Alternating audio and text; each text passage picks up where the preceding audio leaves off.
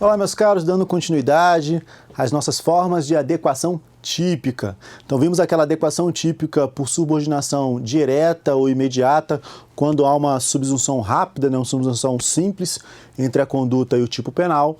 E a subordinação mediata, a forma de adequação típica por subordinação mediata ou indireta, quando essa adequação não é perfeita. Professor, o que se faz quando essa adequação não é perfeita? Quando não tem como ali. A tenta matar B. Então, na tela. Olha aí. Adequação típica por subordinação imediata ou direta. Imediata ou direta. Adequação típica por subordinação mediata ou indireta, que isso aqui cai em prova. A tenta matar B. Ele atira, mas erra. O 121... é matar alguém.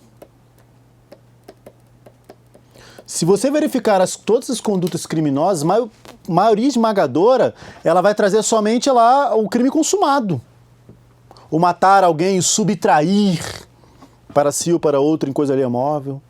O constranger alguém. Ela traz o verbo. Como é que eu faço para uma pessoa responder pela tentativa?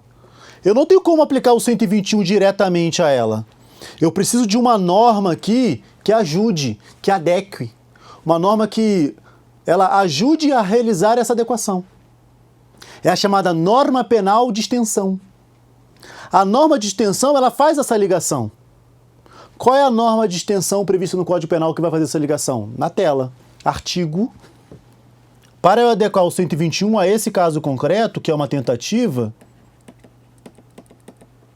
eu me utilizo do artifício do artigo 14, inciso 2, que é o artigo que trata da tentativa. Então, se você olhar a denúncia dessa pessoa aqui, vai estar assim, olha, ele deve responder pelo artigo 121 na forma do artigo 14, inciso 2. Artigo 121, na forma tentada. Temos aqui uma norma penal de extensão, onde ocorre uma adequação típica por subordinação mediata ou indireta. Quer ver outro exemplo?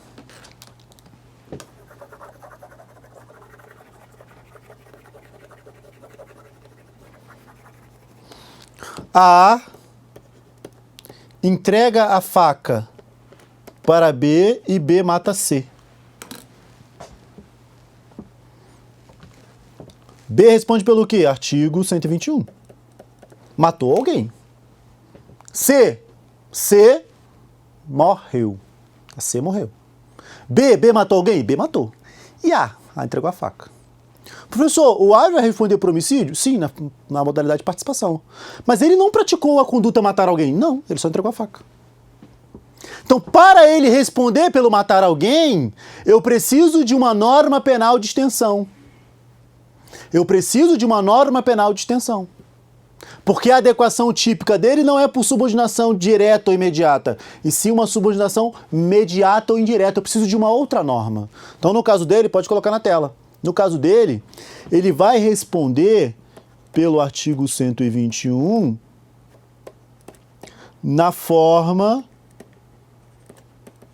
do artigo 29 ou 29, parágrafo 1º, que traz ali a participação, porque ele concorreu para esse crime.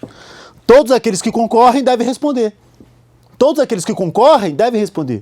Então, embora ele não tenha matado, embora ele não tenha praticado o verbo, ele concorreu. Então, ele vai responder na forma do 29. Ok? Outra situação aqui, ó.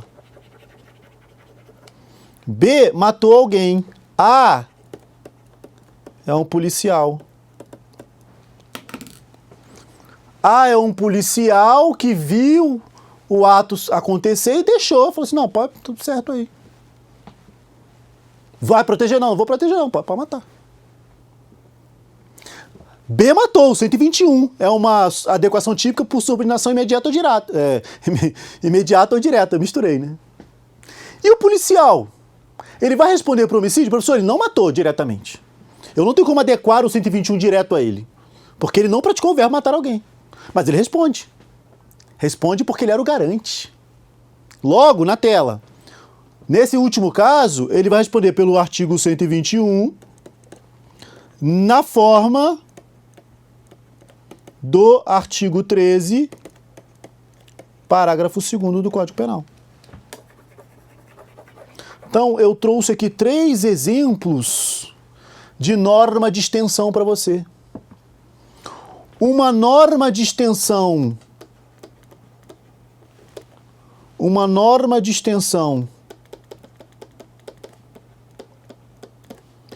temporal, porque o crime é o consumado. Ele responde pelo tentado, é voltar no tempo, é responder ali voltando no tempo. Então a tentativa é uma norma de extensão temporal, porque ao invés de responder pelo consumado, responde pelo tentado, que é antes. Tudo bem? Na tela. O 29 é uma norma de extensão chamada de pessoal. Uma norma de extensão chamada de pessoal ou subjetiva. Norma de extensão pessoal ou subjetiva. Porque o agente que praticou o delito diretamente responde, mas outras pessoas que concorreram também respondem. Norma de extensão pessoal ou subjetiva. Subjetiva aqui relacionada a pessoas. Outras pessoas que também concorreram também respondem. Ele praticou o verbo matar? Não, mas ele concorreu. Se ele concorreu, ele também responde. Pelo 29. Então, 29 é um caso de adequação típica por subordinação imediata ou indireta através de uma norma penal de extensão subjetiva. O 13, parágrafo 2º, é uma norma de extensão, na tela, causal. Essa aqui não aparece muito em prova, não. Aparece mais a temporal e a subjetiva. É uma norma de extensão causal. Ou seja, embora o agente não tenha causado diretamente o crime, não teria ali o matar alguém do 121, eu crio mais uma causa no 13, parágrafo 2º. Aquela omissão dele será causa. Então, 13, parágrafo 2º, ele, opa, você também responde. Então, eu aumento aqui a abrangência. As normas de extensão, o que elas fazem? Elas aumentam a abrangência do tipo penal. As normas de extensão, elas estendem a abrangência do tipo penal. O tipo penal é matar alguém. Aquele que matou responde. Norma penal de extensão temporal. O que tentou também. Vou aumentar a abrangência aqui. A tentativa. Aquele que concorreu. Opa, artigo 29, norma de extensão subjetiva. Também vai responder. Vem comigo. Aquele que se omitiu. Quando devia e podia agir. Opa, também responde. 13 para o 2º. Norma de extensão causal. Então a norma de extensão ela aumenta a abrangência do tipo penal. A norma de extensão ela tem por finalidade aumentar a abrangência do tipo penal. Tudo bem? Pode ser temporal, subjetiva ou causal. Temporal, tentativa, subjetiva, concurso de agentes, participação, causal, figura do garante. Tudo bem? Tranquilo? Molezinha, tá? Tem uma moleza aí pra você. Isso aqui em prova, quando cai, derruba muita gente. Não vai te derrubar mais. Tudo bem? Na tela. Show de bola. Coloquei ali norma de extensão temporal, norma de extensão subjetiva e norma de extensão causal. Tá? A causal não está ali, mas pode colocar. Terceira hipótese. Perfeito? O que seria a atipicidade relativa e a atipicidade absoluta? A atipicidade relativa e a atipicidade absoluta.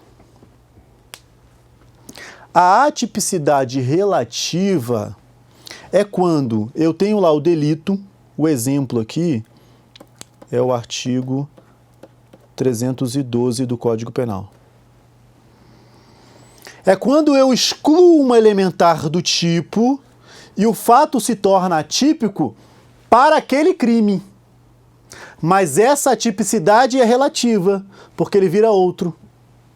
Então, na atipicidade relativa, apesar de se tornar atípico para aquele delito, ele vira outro delito.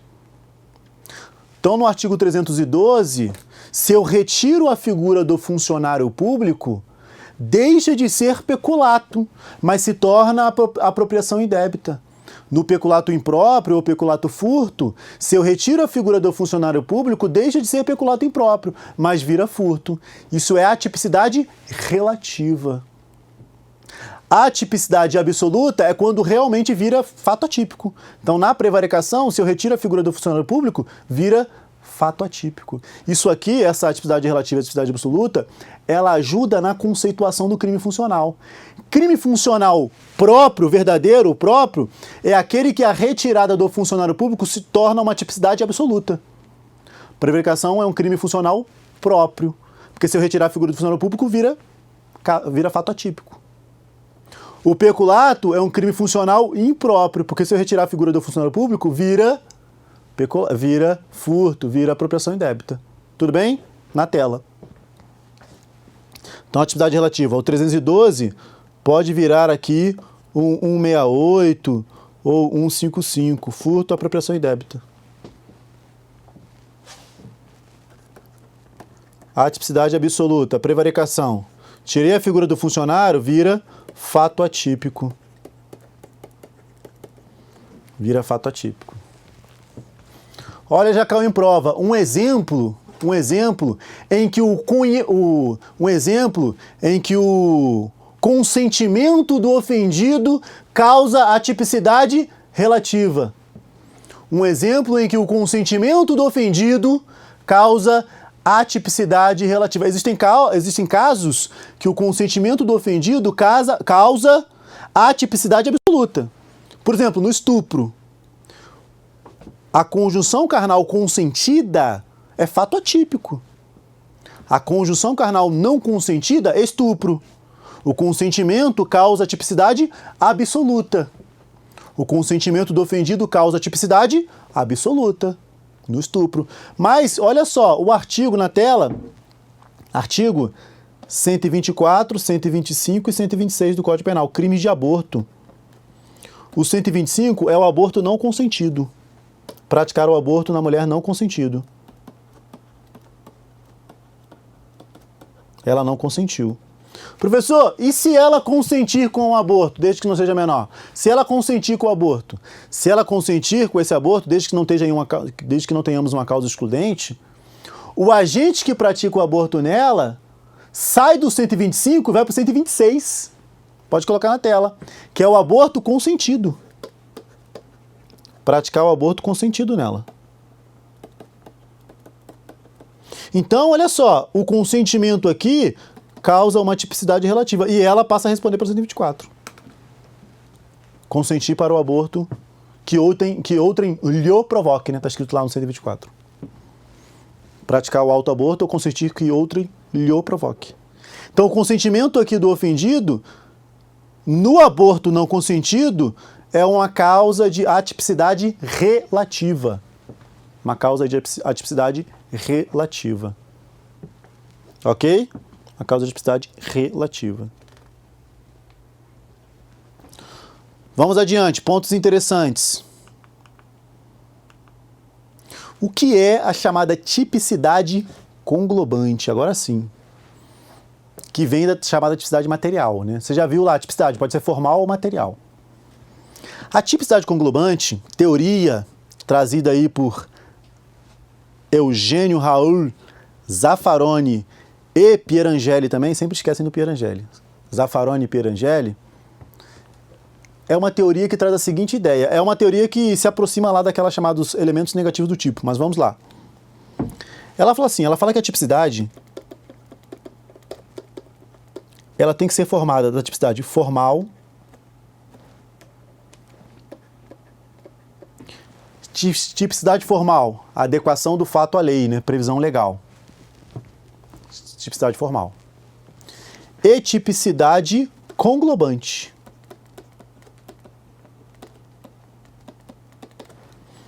E tipicidade conglobante.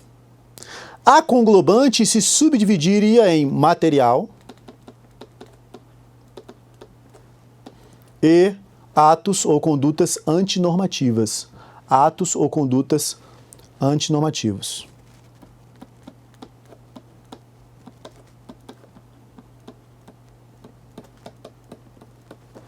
E atos antinormativos.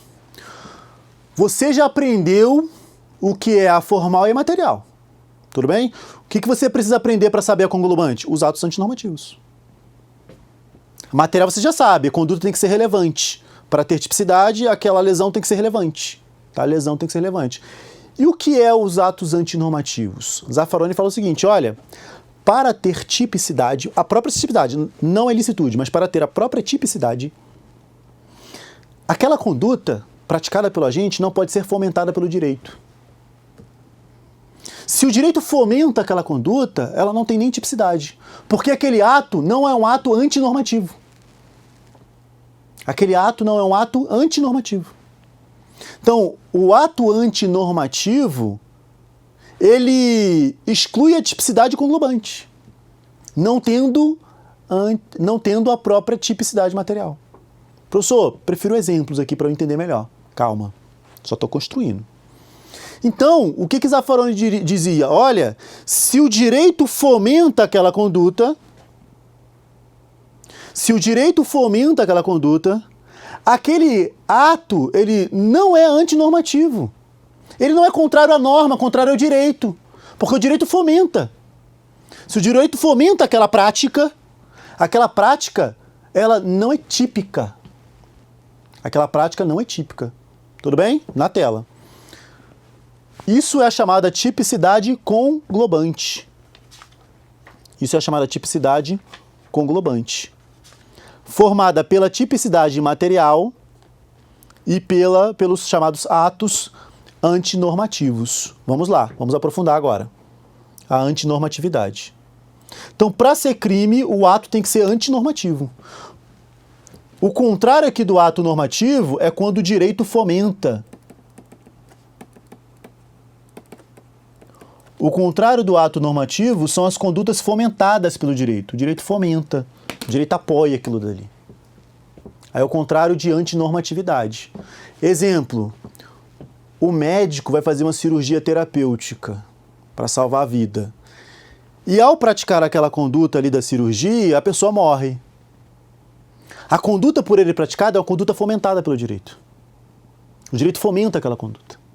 Logo, se o direito fomenta aquela conduta, esse ato não é antinormativo. Não existe antinormatividade nele. Se não existe antinormatividade, não há tipicidade conglobante. Não há tipicidade, não há fato típico. O fato é atípico.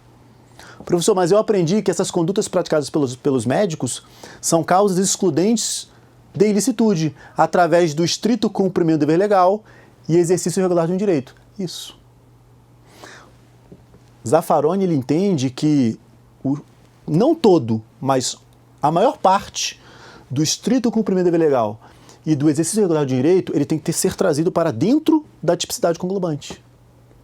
Toda vez que o Estado fomentar, toda vez que o Estado apoiar aquela conduta.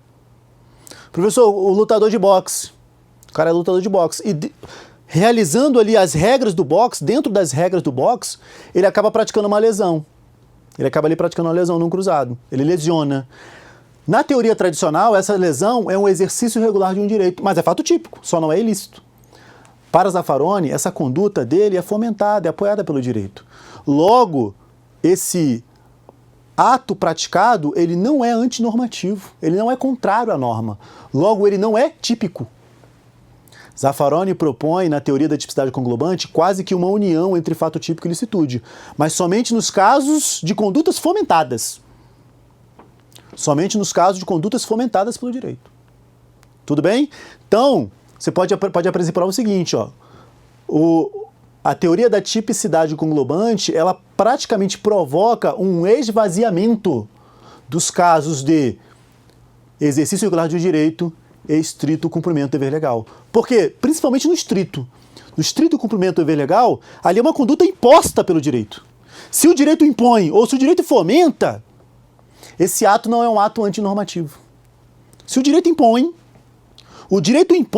que o oficial de justiça ele tem que realizar lá a diligência, às vezes invade uma casa, às vezes provoca ali um dano material para poder entrar na casa. O direito impõe que o policial ele tem que prender em flagrante, e quando ele prende, ele está praticando fato típico de retirar a liberdade. Zaffaroni diz, não é fato típico.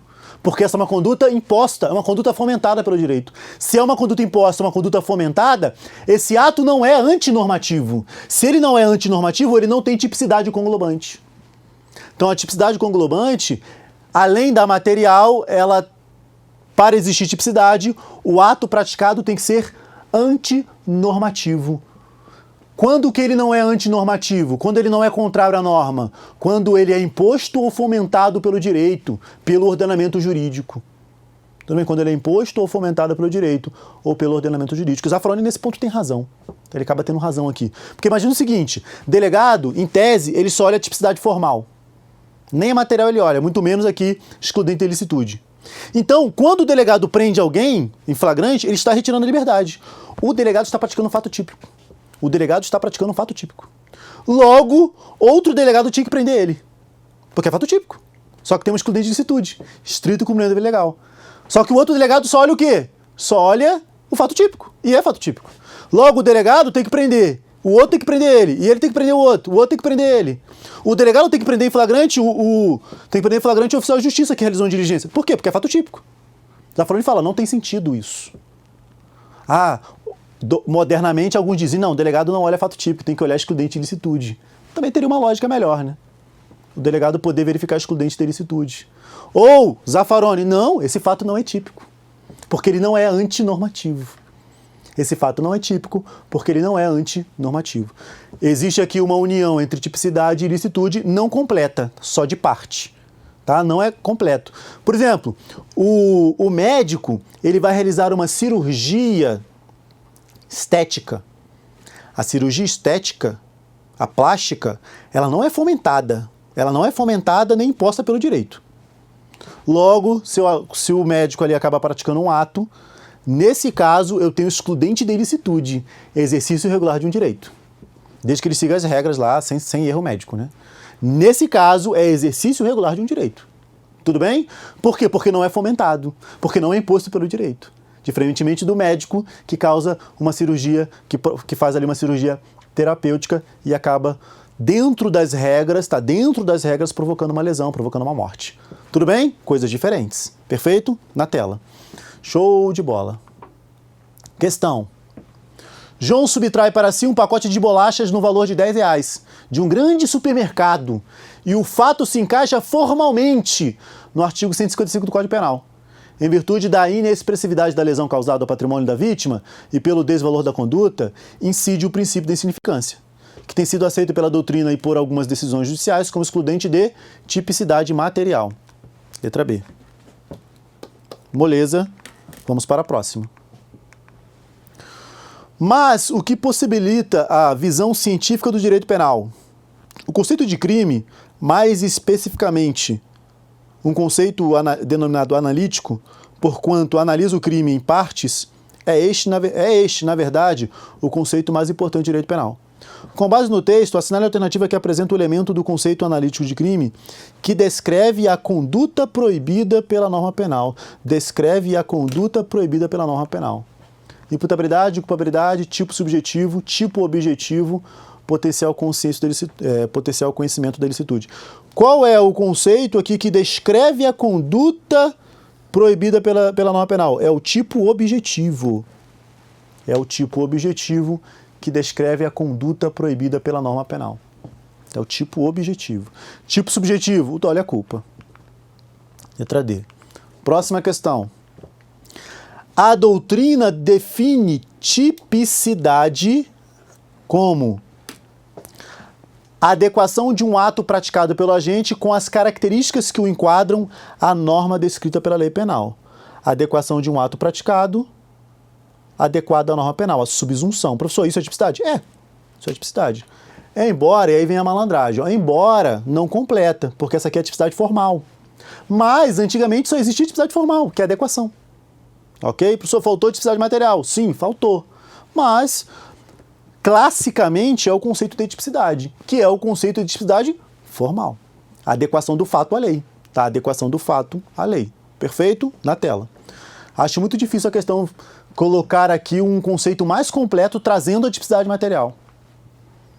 Letra B. Um juízo de valor negativo ou desvalor, indicando que a ação humana foi contrária às exigências do direito. Não. A voluntária omissão de diligência em calcular as consequências possíveis. Não, isso não é tipicidade.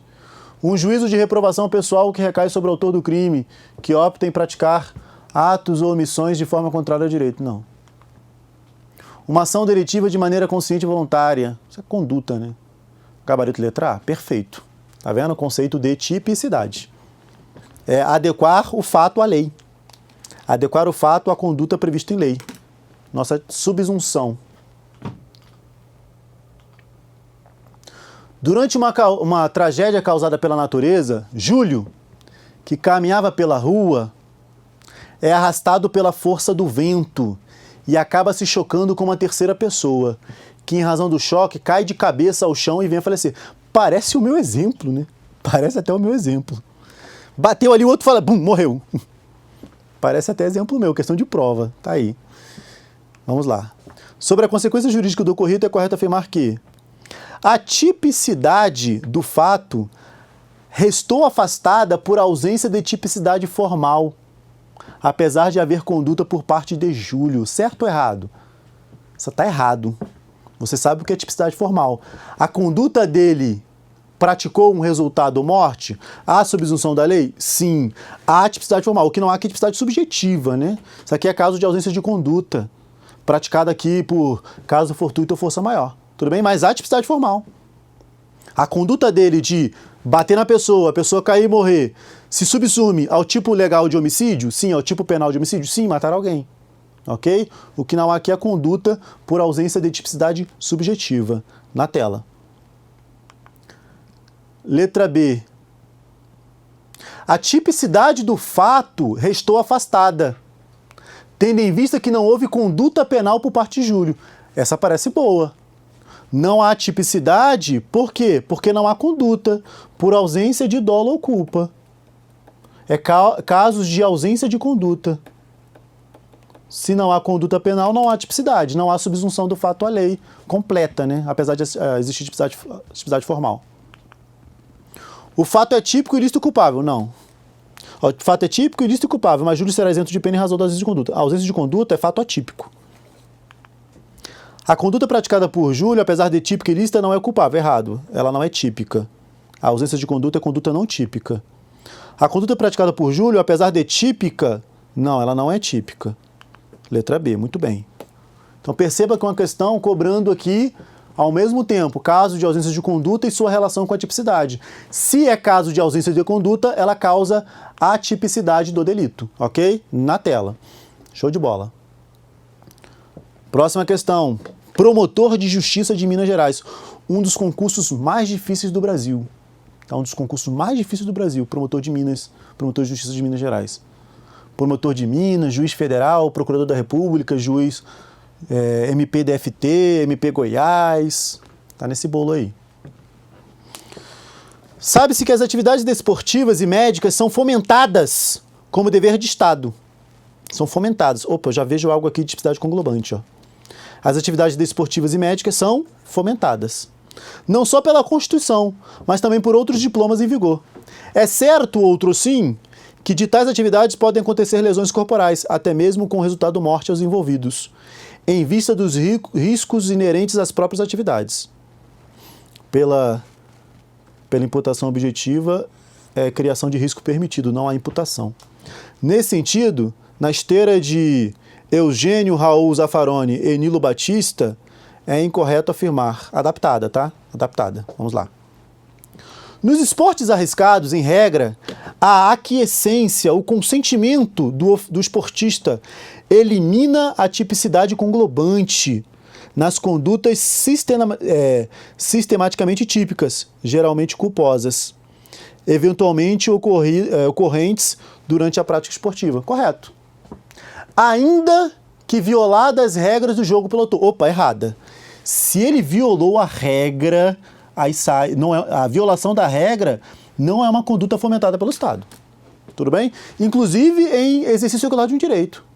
Lá no exercício regular do direito, somente se ele estiver dentro da regra. Se ele violou a regra, aí não. Tudo bem? Isso aqui está errado.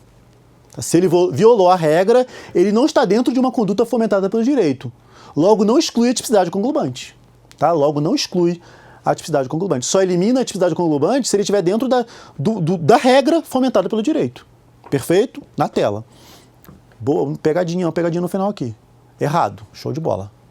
E a próxima?